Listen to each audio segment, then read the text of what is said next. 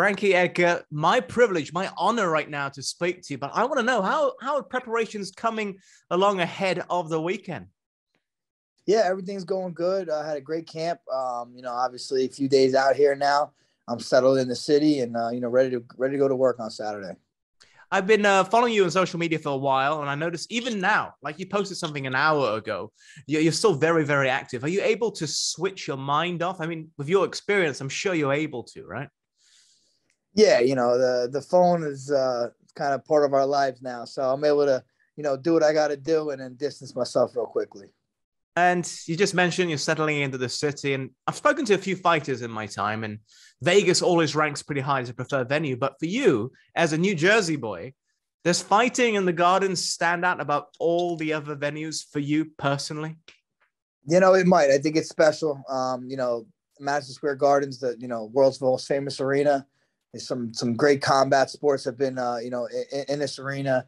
I got to fight here 5 years ago at the first UFC that was in New York. So it definitely holds a special place. How long does it take to get from your home? I'm not sure if you're living right now in New Jersey, or at least New Jersey to the Gardens. How long is the process to get there? Yeah, I'm still in Jersey. It depending on traffic, it could be like an hour to 3 hours, but today took about an hour and 15 minutes. Not too bad. Okay. Well, I'm sure you'll be there nice and early for your fight. But speaking of which, you and Marlon Vera, Chito, what are you most wary of in this opponent? You don't worry about too much of these guys, what they do. I know he possesses well-rounded skills. He's willing to scrap. He's got good kicks, throws elbows. He's very well-rounded. I think that's the biggest thing. And how did this fight come about in the first place? I just say yes to whoever they asked me to fight. So yeah. It's simple. Did you really want to have a fight before the year end, given what happened in your last one? Was that key for you? Yeah, I like fighting for the holidays, especially that, I knew they were going to be in New York and, I haven't fought in front of fans in quite some time. So this was definitely, the perfect opportunity for that. Oh, yeah, I forgot about that. The aspect of fans and missing it. How does it affect you when there's nobody there watching, but millions around the globe are? Yeah, when you're in the octagon fighting, it's kind of the same. I just kind of focus on my guy, but walking out was definitely very awkward when no one is in the arena. Kind of hear a pin drop when you're walking out. You got your music playing and no one's cheering. So that took a little getting used to, but now we're back to normalcy. So it's nice. Yeah. And how important is it for you to bounce back with a win this weekend? Yeah, only as good as your last fight. So I got to make sure I can get it done this weekend and get back to my winning ways. Frankie, honestly, you are an inspiration, I think. Everything you've achieved so far, but also right now, you've just turned 40. Happy belated birthday. I know I'm a bit late.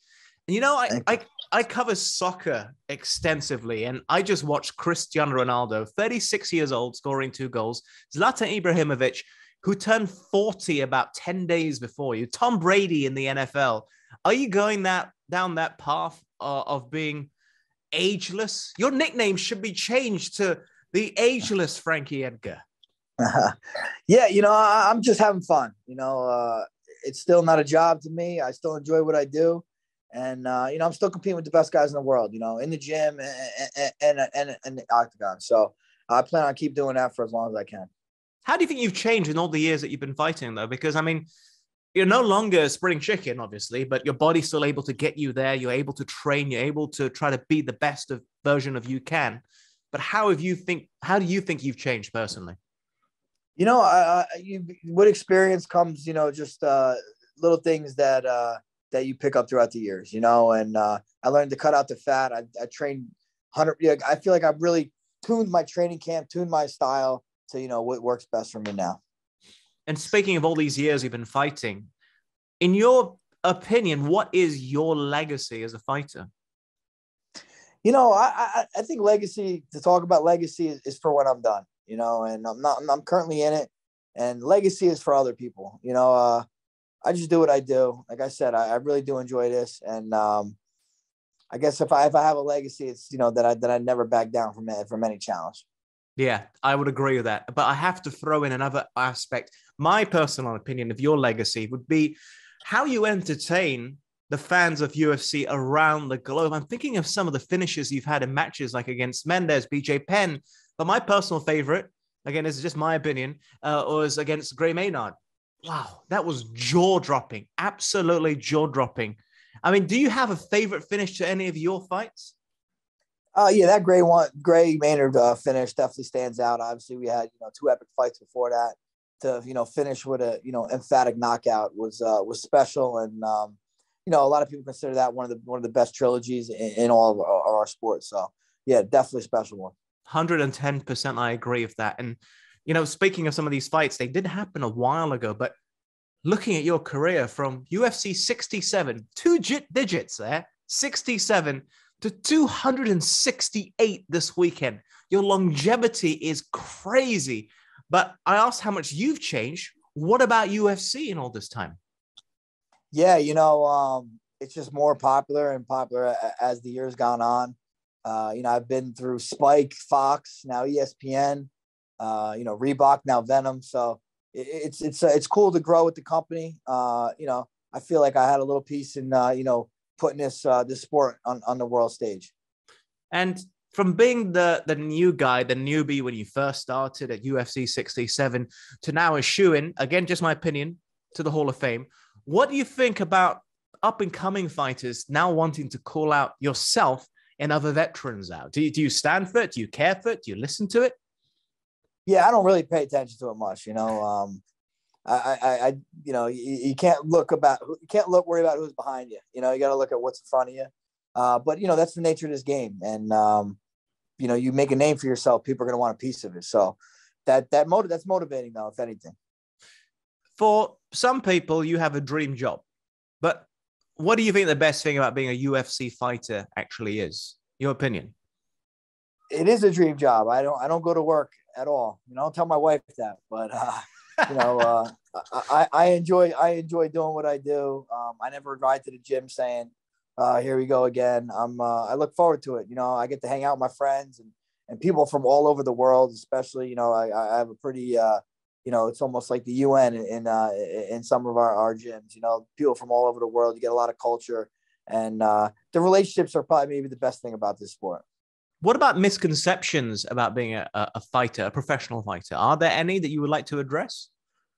I think in the past, early on, there was definitely misconceptions, that were just, brutes and this and that. But now that we're on ESPN all the time, and it's people are, some fighters are household names, I think it's much more accepted. Yeah, that's certainly true. And I got to ask, because of everything that you've done, I know a few fighters here in Malaysia. They're not signed on to anybody or anything, but they would love to one day have a crack at the big time, which is the UFC. Do you have any advice for not just fighters in Asia, but just across the globe, away from America, effectively? Yeah, go out there and work hard every day. There's really no secret to it, to achieving anything in life. And that's putting the time in and being willing to do what others aren't. And if you could do that on a day-to-day basis, you're going to get your goals. All right. And I got to ask, a little preview of this weekend, the Usman Covington fight. Do you have a prediction for this? Do you have any insight on how do you think the fight is going to go, where it's going to be decided? Yeah, I'm very, very good friends with Kamaru. So, obviously I'm going to ride with him, but but I just think he's been getting better and better. I don't even have to be his friend to think that he's going to win, because, since their last fight, he's just been, constantly getting better, putting dudes away. I think he's going to finish Colby again this fight. He is just a machine. He is an absolute machine. Okay, final request. I've got about 40 seconds left of you. Do you mind giving a shout out to all the UFC fans in Malaysia, saying, hi, this is Frankie Edgar. Hi to all the Malaysian fans, anything like that? What's up, everybody? This is Frankie Edgar here. I want to say thank you for the support and love to all the Malaysian fans. You guys are the best. You, sir, are the best. Thank you so much, and good luck this weekend. Thank you, Adam.